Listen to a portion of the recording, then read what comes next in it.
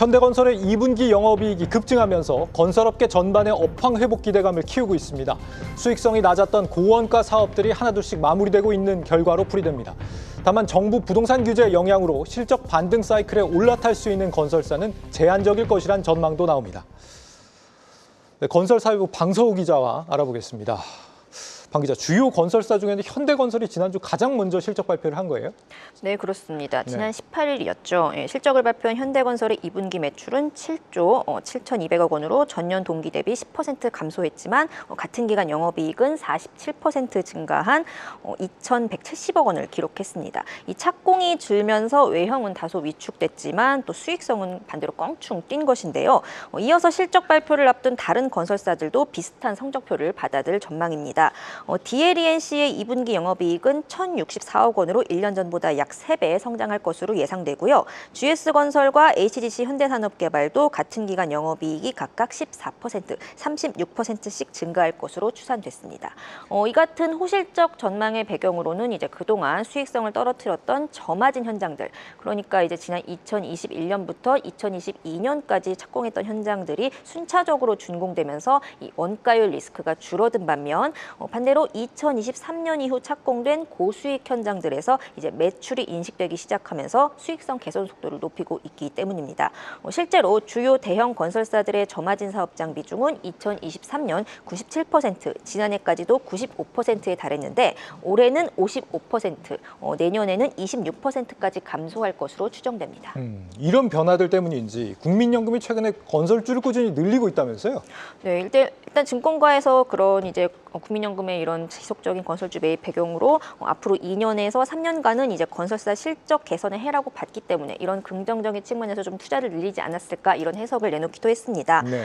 일단 국민연금의 이제 보유 내역을 보면은 건설주 중에서도 지금 현대건설의 보유 비중을 가장 많이 늘렸는데요. 원가 리스크가 낮아진 상황에서 국내에서는 도시정비 사업으로 대표되는 주택사업 일감이 풍부해졌고 또 해외에서는 원전 등의 신사업 수주 물량이 대기하고 있는 만큼 외형 성장까지 이룰 수 있기 때문으로 풀이됩니다. 실제로 상반기 기준 10대 건설사의 도시정비 누적 수주액이 26조 923억 원으로 집계되면서 거의 반기 기준 역대 최대 실적을 기록했는데요. 여기에 하반기에는 또 압구정, 성수, 여의도로 대표되는 한강변 핵심 사업지들이 시공사 선정을 앞두고 있습니다. 이대로라면 올해 10대 건설사들의 지금 도정사업 누적 수주액은 50조 원을 돌파하면서 연간 기준으로도 역대 최대 실적 달성이 유력해졌습니다. 이런 상황에서 현대건설은 기존 최대 기록이었던 9조 원대 수주를 넘어서 10조 클럽 가입을 넘보고 있고요. 해외에서도 지금 올해 말부터 대형 원전과 SMR 등의 분야에서의 성과가 본격적으로 인식될 전망입니다. 네, 자 여기까지는 좋은데 근데 627 부동산 대출 규제가 나왔지 않습니까? 이게 신규 분양주택에도 똑같이 대출 규제가 적용된다 그러던데 건설사들도 타격을 입지 않을까요, 그러면? 이제 아무래도 이제 건설사들 입장에서 돈이 되는 곳은 수도권이죠. 지금 또 대출 규제가 하필 수도권에 적용이 됐기 때문에. 네. 그런데 이제 이런 수도권에서 집값이 얼마든 6억 원으로 주택담보대출 한도를 묶었고 또 이주비와 잔금 대출까지 규제에 포함하면서 건설사들의 정비 사업과 이후 분양 일정까지도 좀 차질이 빚어질 수 있다는 우려가 나오고 있긴 합니다. 일단 원활한 정비 사업 추진을 위해서 이주비 대출이 막힌 조합원들에게 이 시공사가 소위 보증을 서주는 식으로 이주비 대출을 지원해야 되는데요. 이런 식의 신용 보강은 지금 회계상 우발 부채로 인식이 되면서 건설사 입장에서는 좀 부담이 커질 수밖에 없습니다.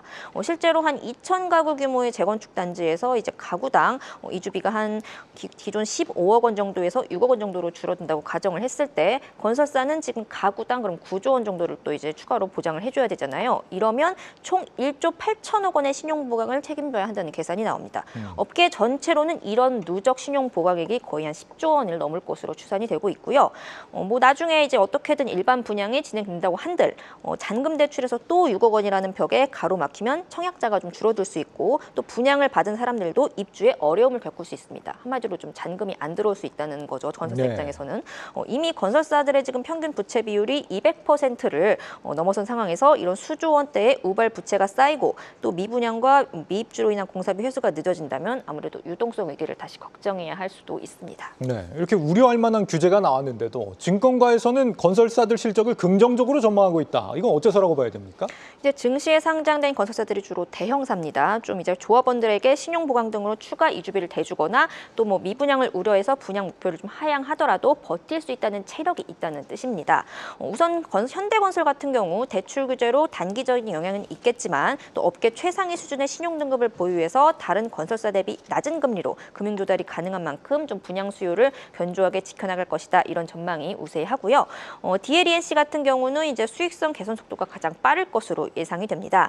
전체 현장에서 저수익 현장이 차지하는 비중이 당장 올해부터 절반도 안 되는 41%로 내려앉으면서 다른 건설사들보다 확연히 낮다는 점이 경쟁력으로 꼽히고 있습니다. 또 이 밖에 두 회사 모두 원전 분야에서도 막강한 해외 파트너사와 손을 잡고 있다는 점도 눈여겨보셔야 할 것 같습니다. 네, 업황 반등 국면을 맞고 있는 건설업계 소식, 이 건설사회부 방서우 기자와 알아봤습니다.